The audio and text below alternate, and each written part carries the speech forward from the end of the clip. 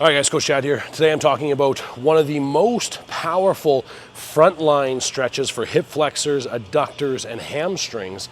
And we're gonna do this in a supported structure.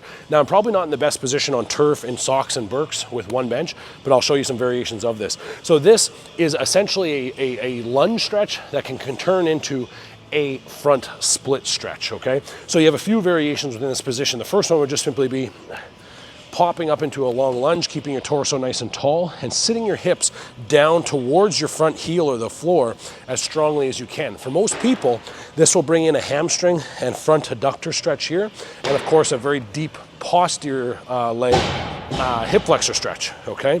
Now this can then be turned into something a little bit stronger by elevating out the front leg, okay? So as we elevate the front leg, you're gonna get deeper into that medial hamstring position here. Again, same concept. Now, as I'm in this position with my clothing and gear on that I have, I'm slipping and sliding.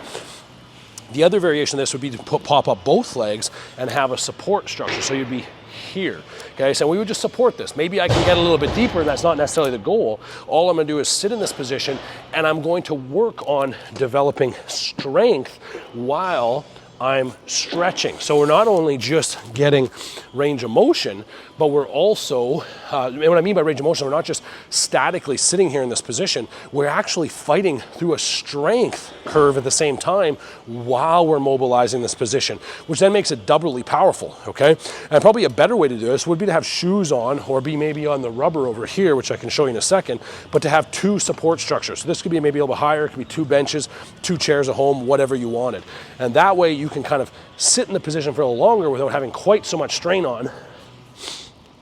And now I can support myself here while I'm slowly allowing myself to sit deeper and deeper into this stretch. So this is a frontline stretch. Now, if you spend some time here, I guarantee you, you're gonna be able to get the front splits in a pretty big hurry, okay?